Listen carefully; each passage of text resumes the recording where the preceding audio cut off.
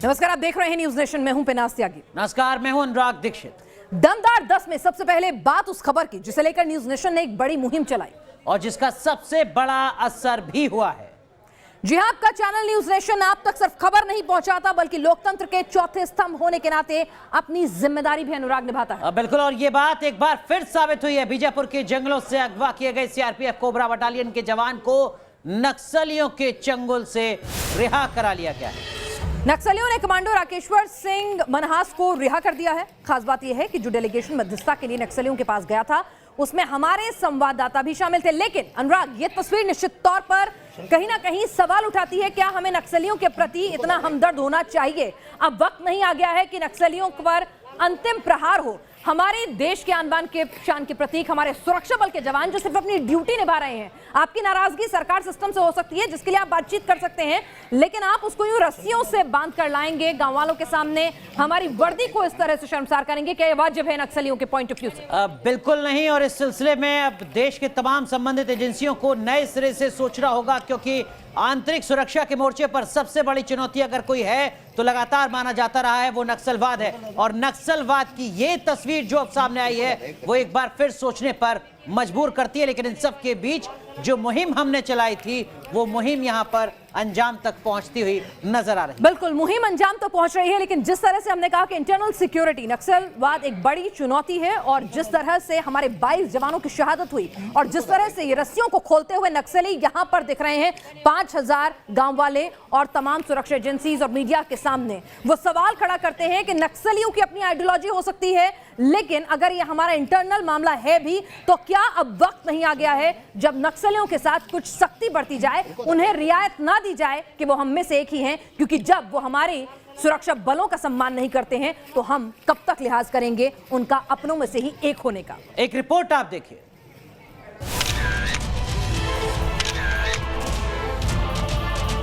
CRPF commando Rakeshwar Singh सही सलामत हैं। सीआरपीएफ के इस जांबाज कमांडो को आखिरकार नक्सलियों ने रिहा कर दिया। 3 अप्रैल को छत्तीसगढ़ के बीजापुर में नक्सलियों से लोहा लेने वाले राकेश्वर सिंह की रिहाई के लिए न्यूज नेशन ने मुहिम चलाई। परिवार की आवाज सरकार तक पहुंचाई और सरकार ने नक्सलियों के इस बात के लिए राजी कर लिया कि वो राकेश्वर सिंह को रिहा कर दे, जिसके बाद कमांडो राकेश्वर सिंह को नक्सलियों ने छोड़ दिया। राकेश्वर सिंह जम्मू के रहने वाले हैं और जैसे ही उनकी रिहाई की खबर सामने आई तो परिवार में खुशी की लहर दौड़ गई। हम आपको इजहार नहीं कर सकते कि हम कितने खुश हैं आज हम बहुत खुश हैं, मतलब हम बयान नहीं कर सकते। और सबसे ज़्यादा थैंक्स मैं आप लोगों का करती हूँ जिन्होंने हमारे दुखी टाइम चल रहा, दुखी वाला टाइम चल रहा, तो आपने हमें सपोर्ट की। खुशी मुझे इतनी है कि मैं सबसे पहले आपका मीडिया का शुक्रिया अदा करती हूँ और दूसरी सरकार का करती हूँ कि जिन्होंने हमारी मदद की। राकेश्वर सिंह उसी टीम का हिस्सा थे जिसने 3 अप्रैल को नक्सलियों से मुकाबला किया था। इस मुठभेड़ के बाद नक्सलियों ने उन्हें अगवा कर लिया था, लेकिन अब वो नक्सलियों की कैद से आजाद हो चुके हैं और सही सलामत नए मिशन पर निकलने वाले हैं। Team news nation. नक्सलियों ने राकेश्वर सिंह को जिस गांव में छोड़ा वहां न्यूज नेशन ने राकेश्वर सिंह से खास बातचीत की। आप देख सकते हैं कि यहाँ माओवादियों ने उन्हें रिहा कर दिया गया। ज्यादा समय नहीं लेंगे कि उन्हें भी घर जाने की बेसब्री है। 6 दिनों से वो माओवादियों की गिरफ्त में थे, अंततः उन्हें रिहा कर दिया गया है। राकेश्वर जी, ये बताइए कि आपके साथ जो भी 6 दिन में क्या अनुभव किया, क्या परेशानी थी, जो भी आप बताइए। परेशानी घर से दूर, बस यही है, अपनी टीम से दूर, बाकी ज्यादा परेशानी नहीं हुआ। इन्होंने अच्छा खाना दिया, सब कुछ दिया रहने के लिए, सब कुछ किया।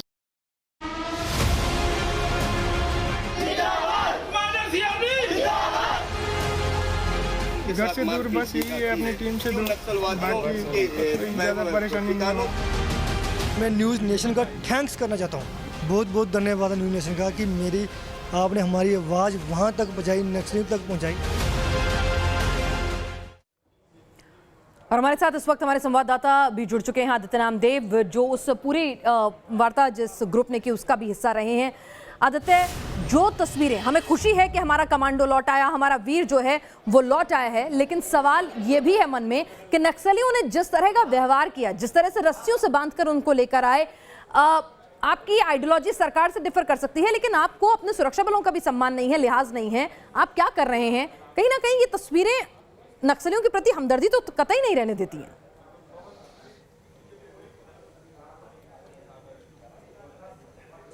देखिए, नक्सली उसके लायक भी नहीं है। नक्सली देखिए, अब उनका दोहरा चरित्र पूरा बस्तर जानता है, पूरी फोर्स जानती है। हर बस्तर का रहने वाला, छत्तीसगढ़ का रहने वाला बच्चा बच्चा जानता है कि बोलते कुछ और करते कुछ हैं। देखिए, जवान को जिस तरह से जन अदालत में लाया गया, रस्सी से बांध कर रखा गया, ये कहीं ना कहीं ये बताने की कोशिश है कि वो कसूरवार है। और जन अदालत में जो गाँव के लोग आए, जो ग्रामीण 20 गाँव के जो ग्रामीण इकट्ठा हुए, उनके सामने ये प्रूफ करने की कोशिश है कि ये आपके सामने ये आरोपी है, आप ये बताइए कि इसने कसूर किया है कि नहीं किया है। वो अदालत जैसे ही जन अदालत लगाते हैं, क्योंकि जनता इसमें मौजूद रहती है, इसलिए इसे जन अदालत कहते हैं। और फिर ग्रामीणों की मर्जी के हिसाब से फिर आगे का काम होता है। मेरे साथ बातचीत करने के लिए हमारे बीजापुर संवाददाता भी हैं, रंजन, उनसे भी मैं बातचीत करूंगा, क्योंकि रंजन गए थे उस जवान को छुड़वाने के लिए, उस डेलीगेशन में शामिल थे। नक्सलियों ने छोड़ दिया है उस जवान को। जब रस्सियों से बांध कर मनहास जी को लाया गया था, बहुत विचित्र स्थिति होती है, परिवार के लोग भी देखते हैं, काफी दुख होता है। ये शुरू से नक्सली इस प्रकार की आइडियोलॉजी करते हैं, दूसरे के सामने दबाव बनाना और कहीं ना कहीं ग्रामीणों को बताना ये कसूरवार है। आप बताइए कि इसके साथ क्या करना है। जी, ये नक्सलियों की जो जन अदालत अक्सर लगती है, तो अक्सर जिसे वो आरोपी मानते हैं या जिन्हें जिसकी पेशी करनी होती है, वो इस तरह से बंधक के ढंग से, बंधक तरीके से ही लाया जाता है। आज हम जब देखें कि जब दोपहर 3 बजे का समय था और भरी सभा के बीच नक्सली मौजूद थे और कुछ देर बाद जो राकेश्वर सिंह उन्हें लाया जा रहा था, तो उनके हाथ पीछे से बंधे हुए थे और चारों तरफ से रस्सियों से बांध कर कुछ नक्सली उसे रस्सी को खींचते हुए उन्हें ला रहे थे। ये बाकी विचित्र दृश्य था और चूंकि रिहाई की उम्मीद थी हमें, तो हमें लगा इसकी कुछ राहत भरी बात तो थी इसके बाद। गोविंद, जरा ये भी को जिस दिन ये घटना हुई थी, मुझे बहुत अच्छे से याद है, तर्रेम के आगे जूनागढ़ का पूरा इलाका है। दरअसल में किस तरीके की बात की, डेलीगेशन में कौन लोग थे, क्या सरकार की तरफ से भी कोई नुमाइंदगी थी?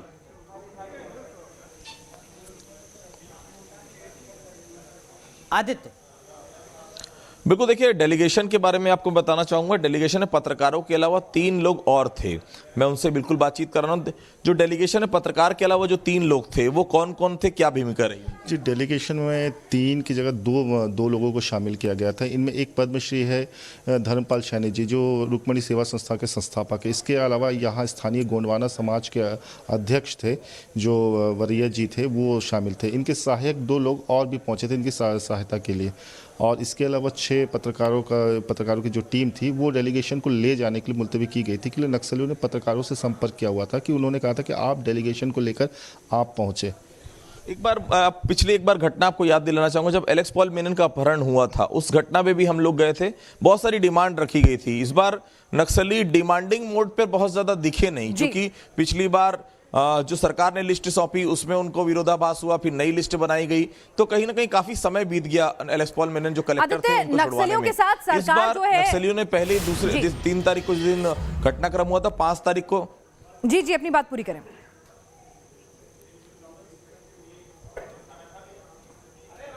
बिल्कुल, देखिए, जिस 3 तारीख को जिस दिन घटनाक्रम को अंजाम दिया गया था, 5 तारीख को पता चल गया था सभी पत्रकारों को कि नक्सलियों के द्वारा उसे किडनैप कर लिया गया, मनहास जी को। उसके बाद जो घटनाक्रम था, वो परिवार के लिए भी बहुत दुखदायी था, सरकार के लिए भी, क्योंकि सरकार को एक तरफ ये मालूम था कि नक्सलियों के चंगुल से छुड़ा कर लाना इतना आसान नहीं है।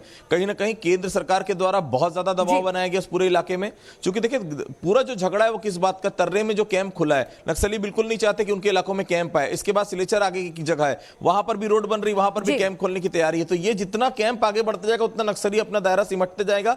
नक्सलियों को मालूम है कि वो जमीन उनसे छूटती जाएगी, तो ये कहीं ना कहीं दबाव बनाने के लिए इतनी बड़ी घटना को उन्होंने अंजाम दिया था, कायरा करतूत उन्होंने की। और इस घटना को प्रमोशनल एक्टिविटी के तौर पर पूरे देश में उनका नाम हो कि हमने जवान को पकड़ा और छोड़ दिया। आप अपनी ताकत दिखाना चाह रहे हैं, जबकि असल बात तो यह है कि सरकार ने जिस तरह से एक अग्रेसिव अप्रोच अपनाई हुई है, वहां पर उन इलाकों में इंफ्रास्ट्रक्चर बना के, अपने सुरक्षा बलों के कैंप बना के, उससे आप कहीं ना कहीं पूरी तरह से अनरेस्ट हो चुके हैं और यही फ्रस्ट्रेशन आपकी निकल भी रही है। लेकिन आदित्य, जरा आप पूछिए वहां अपने जो हमारे बीजापुर के जो अपने लोकल संवाददाता हैं, उनसे भी बात कीजिए न्यूज नेशन के, कि वहां वार्ता में क्या कुछ हुआ, क्या नक्सली इसीलिए बैकफुट पर आ गए क्योंकि उनके ऊपर दबाव था, उन्हें पता था कि ये सरकार अलग है और अगर जरा सा भी उन्होंने इस कमांडो को नुकसान पहुंचाया तो लेने के देने पड़ सकते हैं।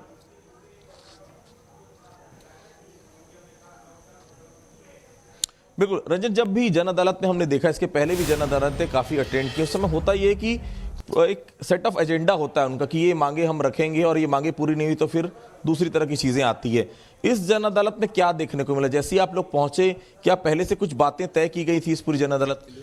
जी, इस जन अदालत पर सीधे तौर पे उन्होंने एक ही बात, नक्सलियों की तरफ से एक ही बात कही गई कि हम निःशर्त रिहाई करेंगे। लेकिन जो आपको मैं बताना चाहूँगा कि एक तरह से ये जो कुछ देर पहले आप बोले थे जो जवान थे उसकी निःशर्त रिहाई वाली, जैसे आमतौर पर वो जवानों को छोड़ते नहीं, खासकर किसी मुठभेड़ के दौरान अगर कोई जवान उन्हें घायल अवस्था में मिलता, जब वो 22 की हत्या कर सकते 23वें को क्यों छोड़ते, एक बड़ा सवाल है, पहला सवाल। दूसरी बात यह है कि जिस आधार इलाके की हम बात करें, अगर उस आधार इलाके में अगर फोर्स के कैंप बड़े तादाद पाएंगे तो नक्सली सिमटेंगे। कहीं ना कहीं जवानों के प्रति एक सिंपैथी गेन करने के लिए, उनका नजरिया बदलने के लिए और एक साइकोलॉजिकल वार के लिए ये जो नक्सलियों को प्रोपोगंडा ब्रेन वॉश भी करते हैं अक्सर कि यहाँ से जाएं, आप फोर्स छोड़ दीजिए, हम आपके दुश्मन नहीं, हम तो सरकार के दुश्मन। तमाम चीजें मनहास जी के साथ भी की गई जो अंदर से जानकारियां आ रही है। और आदित्य, जन अदालत में जब पहुंचे थे तो क्या उन्होंने कुछ ये बताया कि उनके ऊपर क्या आरोप है? क्योंकि अक्सर वो इस प्रकार की चीजें गाँव के जी आदित्य, ये जो तस्वीरें हैं जहां पर स्थानीय लोग मौजूद हैं, मीडिया के लोग मौजूद हैं,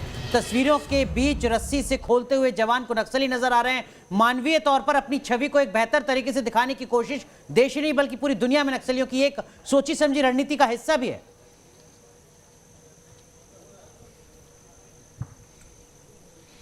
बिल्कुल, देखिए वो चाहते यही हैं कि कहीं ना कहीं जवानों के मन में ये डाल सके कि हम आपके दुश्मन नहीं, हम तो सरकार के दुश्मन हैं। आप जम्मू से यहां पर आए हैं, आप यहां मत आइए, आप वापस चले जाइए। छत्तीसगढ़ में बस्तर में नक्सलियों का आधिपत्य, और नक्सली किसके लिए लड़ रहे हैं? जल जंगल और जमीन के लिए। ये उनकी सोची समझी रणनीति होती है जो कहीं ना कहीं वो दिखाना चाहते हैं। प्रमोशनल एक्टिविटी थी, बड़ा प्रमोशन मिला, जम्मू में प्रमोशन मिला, पूरे देश में ये देखा गया। लेकिन आदित्य, प्रमोशन मिला या हिकारत मिली, किसी बार्गेनिंग के छोड़ दिया। आपको अगर वाकई में इस जवान को छोड़ना था तो सेना की वर्दी का एक सम्मान होता है ना, सेना की वर्दी का सम्मान तो दुश्मन भी करता है सरहद पार बैठा। तो ये तो अपना कहते हैं ना, हम हिंदुस्तानी हैं, हमारा आंतरिक मसला है, तो इन्होंने सम्मान कहां किया? AK-47 साथ में लिए हुए थे, बंधक बना रखा था, हथियार उनके पास थे, ये तो बेचारे हमारे जवान निहत्ते थे और फिर भी रस्सी से बांध कर ला रहे थे। क्या तस्वीरें दुनिया के सामने दिखा रहे थे? ये कैसी सिंपैथी है?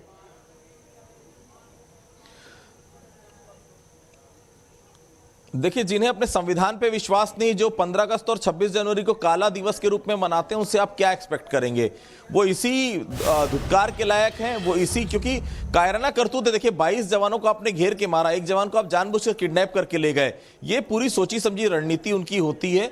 चाहते वो है कहीं ना कहीं सिंपैथी गेन करना, लेकिन जिस प्रकार से पूरे देश का विरोध, जिस प्रकार पूरे देश का गुस्सा नक्सलियों के खिलाफ फूटा है, लगातार दबाव केंद्र और राज्य सरकार का उनके ऊपर हुआ है, जिसके चलते उनको दबाव पूर्वक छोड़ना पड़ा। क्योंकि इसके पहले मैंने आज तक कोई ऐसी जन अदालत नहीं देखी जो बिना किसी चीज वो पूरा किए वो जन अदालत में छोड़ दें।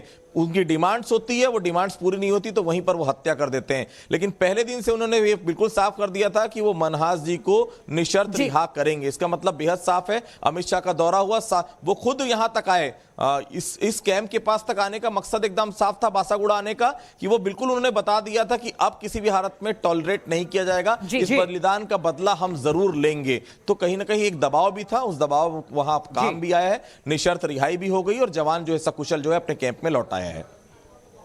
जी, तमाम अपडेट्स के लिए आपका शुक्रिया। तो सवाल फिर यही है, क्या नक्सली जो है सरकार ने जितना अग्रेसिव अप्रोच अपनाया, साथ ही साथ वहां पे इंटीरियर इलाकों में अब कैंप जो है सुरक्षा बलों के वो आ गए हैं, इंफ्रास्ट्रक्चर डेवलप हो गया है, तो कहीं ना कहीं नक्सली भी अपनी स्ट्रैटेजी चेंज कर रहे हैं, बैकफुट पर आए हुए हैं। बिल्कुल, ये दबाव के बीच छटपटाहट दिख रही है नक्सलियों की। चलिए आगे बढ़ते हैं और अब बात करते हैं कोरोना की। वायरस ने रॉकेट से रफ्तार पकड़ ली है। देश भर में लगातार कोरोना विस्फोट हो रहा है। दिल्ली में रिकॉर्ड मामले सामने आए हैं और 37 डॉक्टर भी एक अस्पताल के कोरोना पॉजिटिव बताया जा रहा है। बिल्कुल, लोगों को एक बार फिर पिछले साल की तरह डर सताने लगा है। वेंटिलेटर, ऑक्सीजन, दवा तक की किल्लत हो रही है। वैक्सीन की कमी का भी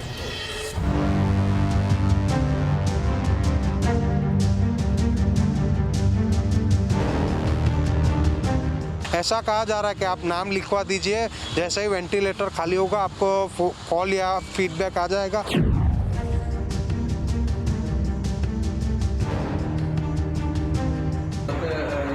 सिलेंडर्स उसके द्वारा भराए जा रहे हैं और सिलेंडर के माध्यम से गैस की आपूर्ति की जा रही है। गैस की आपूर्ति में कोई दिक्कत नहीं है। और भी है, जहाँ पर भी और भी जगह की हमको शिकायत मिली हुई है कि ऑक्सीजन की ब्लैक मार्केटिंग की जा रही है, तो जहाँ भी ऐसी शिकायत है और जांच के बाद उनके ऊपर कार्रवाई की जाएगी। डिमांड इस समय बहुत ज़्यादा से एकदम से हो रही है और सप्लाई उतनी हो नहीं पा रही है।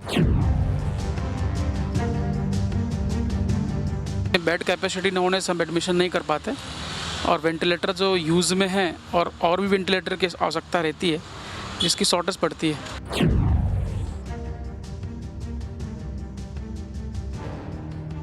कोरोना की वैक्सीन है ही नहीं, सरकार का आदेश है कि जो 45 साल से ऊपर हम उनको लगवाना जरूरी है। कोविशील्ड जो है खत्म हो गई है और कितने पेशेंट आए और जो है वापस चले गए। तो क्या कोरोना की रॉकेट वाली रफ्तार पकड़ने के बाद देश भर में मेडिकल सुविधाओं का शॉर्टेज होने वाला है? वेंटिलेटर और ऑक्सीजन से लेकर वैक्सीन और रेमडेसिविर इंजेक्शन की किल्लत होने वाली है, जैसा कि लोग दावा कर रहे हैं। नेशन इन्वेस्टिगेशन में आज इसी बात की पड़ताल करेंगे, जानने की कोशिश करेंगे कि क्या शहर शहर वाकई कोरोना टीके की कमी हो रही है। देश भर के अस्पतालों में फिर से वेंटिलेटर्स कम पड़ने लगे हैं। अस्पतालों में कोरोना पेशेंट्स के लिए बेड्स की फिर किल्लत होने लगी है। नेशन इन्वेस्टिगेशन की शुरुआत मुंबई से करते हैं, जहां कोरोना इन दिनों सबसे ज्यादा कहर ढा रहा है। ये मुंबई के केईएम अस्पताल की तस्वीरें हैं, जहां कोरोना मरीजों के बेड्स के लिए परिजनों की लाइन लगी है। प्रोटोकॉल के तहत अस्पताल के अंदर कैमरा ले जाने की मनाही है, लिहाजा इस प्रोटोकॉल का पालन करती हुई न्यूज नेशन रिपोर्टर श्वेता घुमसे ने उन परिजनों से बात की जो इन दिनों केईएम अस्पताल में अपनों का इलाज करा रही हैं। मैं पूछा तो उनको बेड है क्या, तो उन्होंने बोले बेड अभी नहीं है। कितने अस्पतालों में घूमे आप? मैडम मैं 4 से 5 अस्पताल में गया हूँ। अच्छा, 4-5 अस्पतालों में बेड नहीं मिला? नहीं मैडम, कहीं पे भी नहीं है। हालात आपने देखे, आप खुद एडमिट थे, क्या आपको लग रहा है बेड है नहीं है? नहीं है, यहाँ पे एक भी बेड नहीं है। पेशेंट उल्टा बाहर सोता है और इन लोग को कोई वार्ड में नहीं शिफ्ट कर रहे ना कुछ कर रहे। एडमिट नहीं करते? नहीं, एडमिट नहीं करते जल्दी। पहले तुम टेस्ट कराओ, बस टेस्ट कराओ और पेशेंट को घुमाते रहो जब तक नहीं मर रहा है या तुम लास्ट एंडिंग नहीं हो रहा है तब तक उसको घुमाते रहो। मुंबई के बाद अब आपको देश के सबसे बड़े राज्य यूपी लिए चलते हैं। News nation reporter Sushant Mukherjee Varanasi के जिला अस्पताल पहुंचे, जहां से शिकायतें आ रही थी कि यहां कोरोना की वैक्सीन की कमी हो गई है।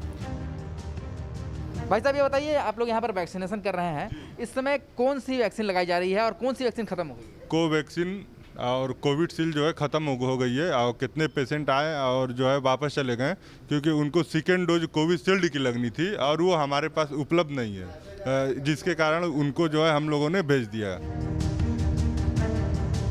अस्पताल में वैक्सीनेशन की तैयारी देखने वाले स्टाफ ने ऑन कैमरा बताया कि फिलहाल अस्पताल में कोविशील्ड के स्टॉक में कमी आई है, जबकि कोवैक्सीन का टीका पहले की तरह ही अस्पताल में लगाया जा रहा है। यानी यहाँ वैक्सीन की कमी का दावा गलत निकला।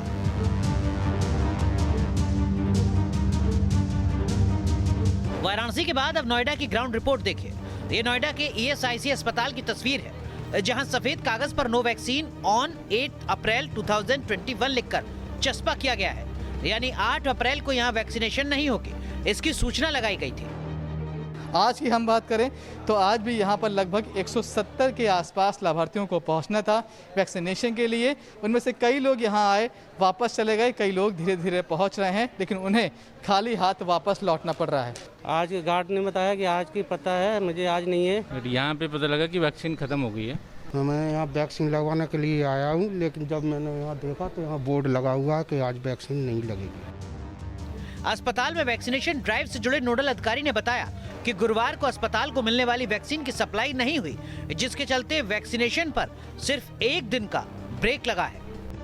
सूचना दिया गया कि आज आपके यहाँ टीकाकरण नहीं होगा और क्या कारण है उन्होंने मुझे स्टेट अथॉरिटी की तरफ से, सीएम ऑफिस की तरफ से हमें कोई सूचना नहीं दिया गया।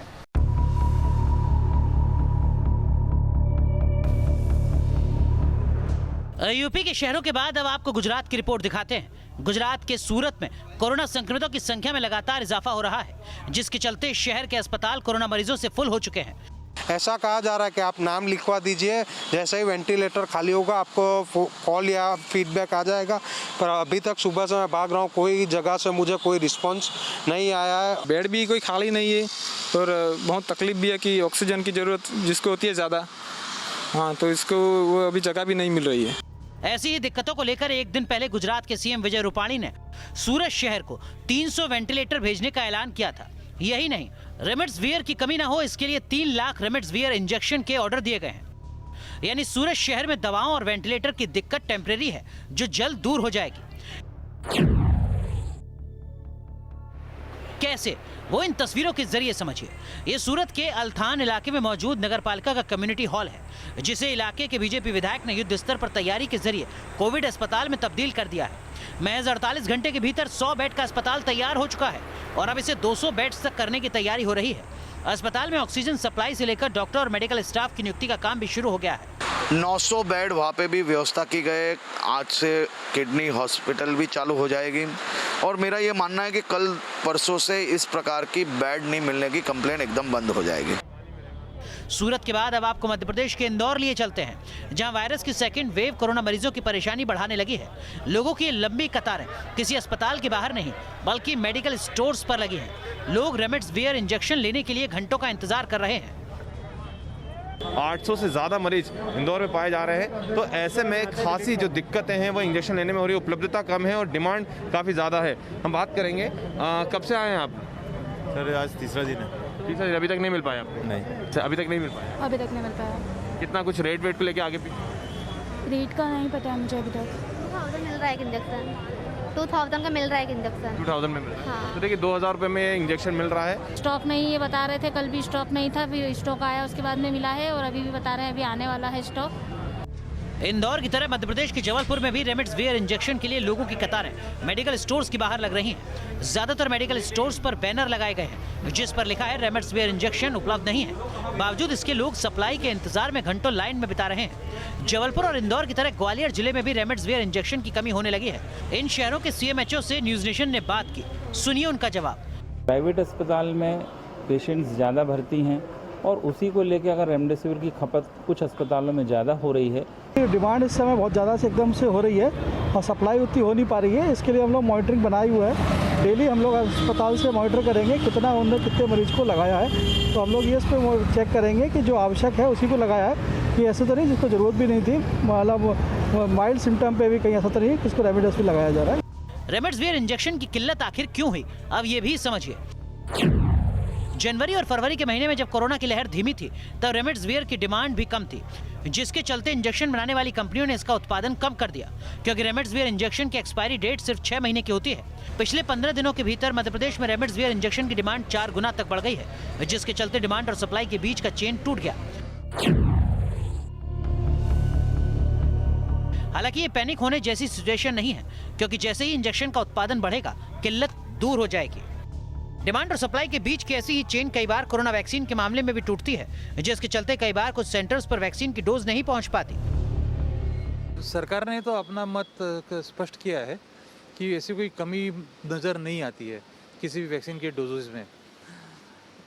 हो सकता है कि एक आध दो जगह पे एक आध दिन में कभी डोसेज कम हो गए होंगे, लेकिन अगर सरकार कह रही है तो सरकार का कहना मानना चाहिए कि इसकी कोई कमी नहीं है करके। बुधवार को देश में कोरोना के जितने नए केस आए उतने केस देश में अब तक नहीं आए। 1,26,000 3 दिन में दूसरी बार नए केस का आंकड़ा 1 लाख के पार है। लिहाजा कई शहरों में संसाधनों और दवाइयों की सप्लाई चेन में दिक्कत हो रही है, लेकिन ऐसी दिक्कत टेम्परेरी है। ऐसे में जरूरत है कि आप किसी भी अफवाह में ना फंसें और न ही अफवाह को फैलाने का हिस्सा बने। सरकार साफ कर चुकी है, देश में न तो वैक्सीन की कमी होगी और न ही दवाओं की। Team news nation. इस वक्त की बड़ी खबर आ रही है, दिल्ली में रिकॉर्ड कोरोना के मामले सामने आए हैं और सर गंगाराम अस्पताल के 37 डॉक्टर भी अनुराग कोरोना पॉजिटिव पाए गए हैं। 5 डॉक्टर अस्पताल में भर्ती हो चुके हैं, 32 डॉक्टर होम आइसोलेशन में भेजे गए। सभी डॉक्टर्स कोरोना की वैक्सीन भी लगवा चुके थे। इस वक्त की बड़ी खबर दिल्ली के बड़े अस्पताल सर गंगाराम अस्पताल से।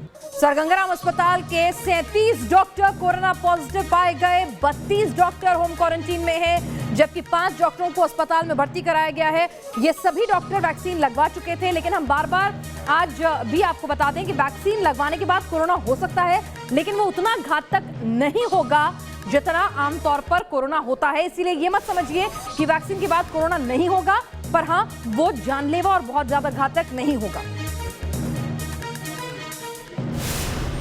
तो आपने देखा कोरोना को लेकर हालात किस हद तक खराब है। कई शहरों से चौंकाने वाली खबरें आ रही हैं, जिसमें 2-2 डोज लगवाने के बाद भी लोगों को कोरोना अपना शिकार बना रहा है। ऐसे में आपके मन में ये सवाल आना लाजमी है कि जब 2 डोज लगाने के बाद भी कोरोना संक्रमण हो रहा है तो क्या वैक्सीन लगवाना जरूरी है? हमारी रिपोर्ट बहुत ध्यान से देखिए, क्योंकि हमारे एक्सपर्ट आपके सभी सवालों का जवाब देंगे और बताएंगे वैक्सीन क्यों है जरूरी। दिल्ली में डॉक्टर को कोरोना, टीका लगाने वाली नर्स भी कोरोना पॉजिटिव। लखनऊ केजीएमयू में 40 मेडिकल स्टाफ संक्रमित। पटना में 150 से ज्यादा कोविड वर्कर्स की रिपोर्ट भी पॉजिटिव। आप सोच रहे होंगे कि इसमें नई बात क्या है, तो ध्यान से सुनिए।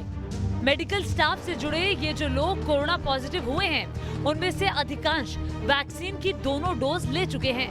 यानी वैक्सीन की दोनों डोज लेने के बाद भी कई लोगों को कोरोना का संक्रमण हो रहा है। सवाल यही है कि वैक्सीन के बाद भी संक्रमण क्यों हो रहा है? क्या वायरस वैक्सीन से जीत गया है? क्या वैक्सीन लगवाने से कोई फायदा नहीं हुआ? वैक्सीन वायरस से प्रोटेक्शन आखिर कितने दिनों बाद दे रही है? वैक्सीन पर आपका हर भ्रम दूर करने के लिए news nation reporter Rahul Dabas Delhi के सबसे बड़े निजी कोरोना अस्पताल गंगाराम में कोविड-19 के उस आईसीयू वार्ड तक पीपीई किट पहनकर पहुंचे, जहां वैक्सीन लेने के बावजूद संक्रमित होने वाले एक डॉक्टर एडमिट हैं। बहुत से केस वो भी हैं जिन्होंने मेडिकल स्टाफ के रूप में, कोरोना फ्रंटलाइन वर्कर के रूप में वैक्सीन की 2 डोज ली, उसके बावजूद भी कोविड पॉजिटिव हो गए। ऐसे ही हम एक मेडिकल प्रोफेशनलिस्ट से मिलने जा रहे हैं। ये है वो डॉक्टर जो खुद कोविड एक्सपर्ट हैं, लगातार मरीजों का इलाज कर रहे हैं। वैक्सीन की दोनों डोज 1 महीने पहले ले चुके हैं, मगर फिर भी कोरोना पॉजिटिव हो गए। मेरे को 1 महीना हो गया दूसरी डोज लगे हुए, और मेरे को संडे को फीवर आया था, और फिर उसके बाद बॉडी पेन था। तो फिर मैंने मंडे को टेस्ट कराया तो मैं पॉजिटिव आया, और एज अ प्रिकॉशनरी मेजर वैसे मैं सेल्फ आइसोलेट भी कर सकता था घर पे, बट क्योंकि मेरे पेरेंट्स थोड़े एजड हैं और उनको डायबिटीज़ वगैरह है, तो मैंने सोचा गंगाराम में एडमिट होके अपने प्रिकॉशन लेके, यहाँ पर जो आइसोलेशन हो सकता है घर पे नहीं हो पाएगा। वैज्ञानिक रूप से ये कहा जाता है कि वैक्सीन की दोनों डोज लगाने के 21 दिन के बाद व्यक्ति सुरक्षित हो जाता है। फिर भी डॉक्टर साहब संक्रमित हो गए, लेकिन उनके संक्रमण का स्तर कम है और लक्षण भी काफी कम हैं।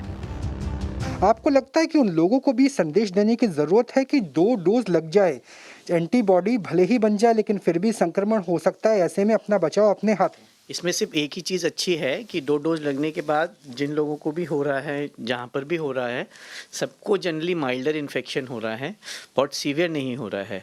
बट क्योंकि इतने सारे स्ट्रेन्स आ रहे हैं, किसकी इम्यूनिटी किसके साथ है, हमारी जो वैक्सीन बनी है वो पुरानी बनी हुई है, तो हमें प्रिकॉशंस तो जैसे हम पहले ले रहे थे वैसे ही लेने पड़ेंगे। सुना आपने, वैक्सीन आपको सुरक्षा की गारंटी नहीं देती, लेकिन गंभीर स्थिति टालने की गारंटी जरूर देती है। यानी अगर आपने वैक्सीन ली है तो दोबारा संक्रमित होने पर कम से कम आपकी जान को खतरा नहीं होगा। तमाम एक्सपर्ट्स की यही राय है कि अगर आपको वैक्सीन की 2 डोज लेने के बाद भी संक्रमण होता है तो इसमें कोई डरने की बात नहीं, क्योंकि आपको जो इन्फेक्शन होगा वो हल्का होगा और उसके गंभीर लक्षण नहीं होंगे। वैक्सीन हमें सीवियर डिजीज से प्रोटेक्शन देगा, इन्फेक्शन से प्रोटेक्शन नहीं देगा, और उन दोनों के बीच में अंतर क्या है वो समझना जरूरी है। अगर हम वैक्सीन लगाएंगे और 2 डोज हम पूरे लगाएंगे और 2 डोज के 2 हफ्ते बाद हमारे शरीर में एंटीबॉडीज बनेंगी, जो अगर हमें फिर कोविड से एक्सपोजर हुआ तो वो हमें प्रोटेक्ट करेंगी कि हमें सीवियर डिजीज ना हो। हमें अगर कोविड होगा तो ऐसा कोविड नहीं होगा कि हमें हॉस्पिटल जाना पड़ेगा या हम आईसीयू में पहुंचेंगे या डेथ हो सकती कोविड से हो। एक्सपर्ट का ये भी कहना है कि ये जरूरी नहीं कि हर वैक्सीन सभी लोगों पर एक सा असर दिखाए। जिस तरह 5 उंगलियां एक सी नहीं होती, वैसे ही सबके शरीर भी एक से नहीं होते। वैज्ञानिकों के अनुसार ऐसा नहीं है कि वैक्सीन का डोज लिया और शरीर में वायरस से लड़ने के लिए एंटीबॉडीज बन गए। इसमें समय लग सकता है। अगर आपने वैक्सीन लगा भी ली है तो भी आपको कोविड अप्रोप्रिएट बिहेवियर करना बहुत ज़रूरी है, क्योंकि आप में वायरस आपके नाक और गले में आ सकता है, थोड़े टाइम के लिए वहाँ पनप भी सकता है, आप औरों को इन्फेक्ट भी कर सकते हो। इसके अलावा हर वैक्सीन की अपनी एफिकेसी होती है। भारत में इस्तेमाल हो रही कोवैक्सीन की एफिकेसी 81% है।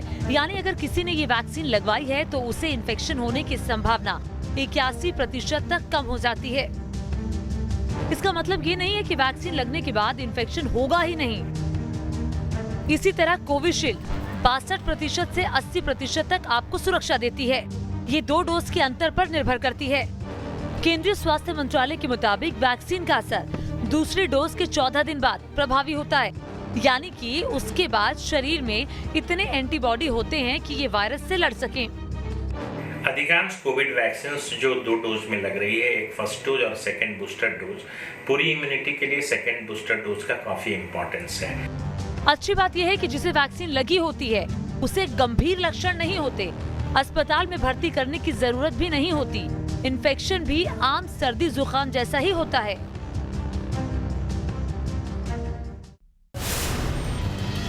हालांकि वैक्सीन लेने के बाद भी कोरोना का संक्रमण होना परेशानी पैदा करने वाला जरूर है। अब तो कई शहरों से इस तरह की खबरें आ रही हैं। लखनऊ के केजीएमयू में भी वीसी समेत एक साथ 40 मेडिकल स्टाफ के कोरोना पॉजिटिव आने के बाद हड़कंप मचा है। यहाँ भी अधिकतर लोगों ने कोरोना की दोनों डोज ले ली थी। इसके बाद वीसी दफ्तर बंद कर दिया गया है। तस्वीरें आपको वीसी ऑफिस की दिखा रहे हैं। यहाँ भी कई कर्मचारी संक्रमित पाए गए हैं और इसके साथ ही मेडिकल कॉलेज में कई डॉक्टर और स्टाफ यहाँ संक्रमित पाए गए, जिसके बाद जहाँ जहाँ लोग संक्रमित पाए गए हैं उन ब्लॉक में बाकायदे सैनिटाइजेशन किया गया और उसके बाद उसे 24 घंटे के लिए बंद कर दिया गया है। बताया जा रहा है कि केजीएमयू में भी जिन मेडिकल स्टाफ को कोरोना की पुष्टि हुई है उनके लक्षण ज्यादा गंभीर नहीं हैं, लेकिन एहतियात के तौर पर पूरे केजीएमयू में डॉक्टर्स के साथ ही नर्सिंग और सफाई कर्मियों की स्क्रीनिंग कराई जा रही है। यूपी की राजधानी लखनऊ की तरह ही बिहार की राजधानी पटना में भी एक साथ 150 से ज्यादा लोगों को वैक्सीन लेने के बावजूद कोरोना की पुष्टि हुई है। इनमें से ज्यादातर हेल्थ वर्कर्स हैं। इन लोगों ने फर्स्ट राउंड में वैक्सीन की पहली डोज ली थी और करीब 1 महीने पहले इन्हें वैक्सीन की सेकंड डोज लगाई गई थी, यानी एंटीबॉडीज बनने के लिए निर्धारित 14 दिन की मियाद भी पूरी हो चुकी थी। वैक्सीन पूरी तरह सुरक्षित है और वैक्सीन लेने के बाद अगर किसी को कोरोना होता भी है तो बहुत माइल्ड फॉर्म में हो रहा है और एसिम्प्टोमेटिक मोस्ट ऑफ लोग हैं, इसलिए कोरोना वैक्सीन तो अवश्य ही लेना चाहिए और ये बहुत जरूरी भी है। सुना आपने, डॉक्टरों का साफ कहना है कि वैक्सीन पूरी तरह से सुरक्षित है। आज पीएम मोदी ने वैक्सीन की दूसरी डोज लेने के बाद एक बार फिर लोगों को वैक्सीनेशन ड्राइव में शामिल होने की अपील की। देश में वैक्सीन की अब तक 9 करोड़ से ज्यादा डोज दी जा चुकी है। 1 अप्रैल को शुरू हुए टीकाकरण अभियान के तीसरे चरण में 45 साल या उससे ज्यादा उम्र के किसी भी व्यक्ति को वैक्सीन की डोज लगवाने की इजाजत दी गई है। इसीलिए न्यूज नेशन आपसे अपील करता है कि आप वैक्सीन को लेकर कोई गलतफहमी ना पालें। ये बेहद कारगर है और फिलहाल कोरोना से बचने का एकमात्र उपलब्ध विकल्प भी। Team news nation. और आइए अब आज की अच्छी खबर से आपको रूबरू कराते हैं। पीएम मोदी आपदा को अवसर में बदलने की बात कहते हैं। बेंगलुरु के इस दंपति ने इसे कर भी दिखाया। बिल्कुल, लॉकडाउन में जब कारोबार बंद हुआ तो इस दंपति ने मास्क बनाना शुरू किया और अब तक ये कपल 1.5 लाख से ज्यादा मास्क मुफ्त में बांट चुका है। बेंगलुरु की सड़क पर आम लोगों को मुफ्त में मास्क बांटते संजय अग्रवाल और विनीता अग्रवाल मास्क को लेकर पीएम मोदी की अपील से प्रभावित होकर अग्रवाल दंपति ने कोरोना के खिलाफ जन जागरण अभियान शुरू किया है। मास्क बांटकर लोगों को कोरोना के खिलाफ जागरूक करने के अभियान में जुटे हैं। बट जब पता चला मोदी जी के भाषण में कि मास्क हमें बचा सकता है तो हम लोगों ने इमीडिएटली अपना बुटीक का काम स्टॉप किया और मास्क बनाने स्टार्ट किए। अग्रवाल दंपति अब तक 1.5 लाख मास्क आम लोगों में बांट चुके हैं। स्लम में रहने वाले लोगों और कोरोना वॉरियर्स खासकर पुलिस वालों को इस जोड़े ने हजारों मास्क फ्री में बांटे हैं। और करीब हमने 1.5 से 1.25 लाख मास्क अभी तक फ्री में डिस्ट्रीब्यूट कर दिए हैं। संजय और विनीता की इस पहल की सराहना जहां आम लोग कर ही रहे हैं, वहीं नीति आयोग ने भी उनकी पहल की ट्वीट कर तारीफ की। Team news nation. दमदार 10 में एक बार फिर से आपका स्वागत है और अब वक्त हो गया है आपको आने वाले कल की हेडलाइंस बताने का।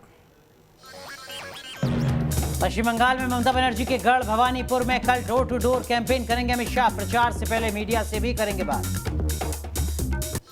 कोरोना के बढ़ते मामलों के बीच डॉक्टर हर्षवर्धन कल करेंगे हाई लेवल बैठक। ग्रुप ऑफ मिनिस्टर के साथ होगी चर्चा।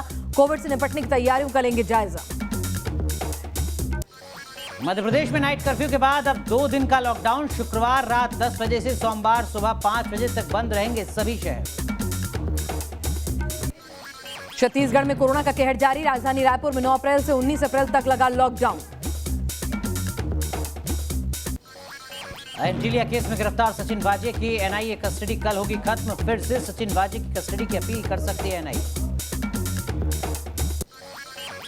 मुख्तार अंसारी की पत्नी की याचिका पर कल सुप्रीम कोर्ट में होगी सुनवाई। अफशान अंसारी के मुख्तार के लिए मांगा है सुरक्षा कवच।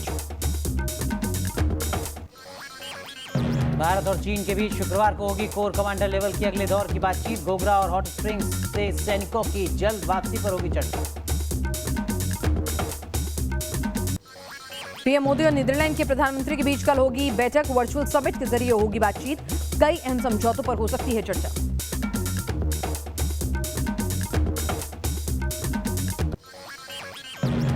इटली के नौसैनिकों की याचिका पर कल होगी सुप्रीम कोर्ट में सुनवाई। इटालियन सैनिकों ने केस बंद करने की लगाई है अर्जी। नौसैनिकों पर है मछुआरों की हत्या का आरोप।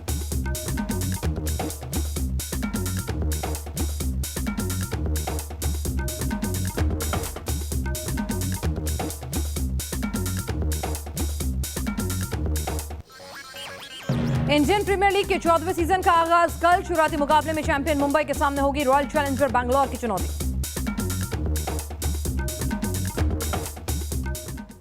तो दमदार 10 में आज के लिए बस इतना ही, लेकिन आगे देखिए हमारी खास पेशकश। जय हिंद।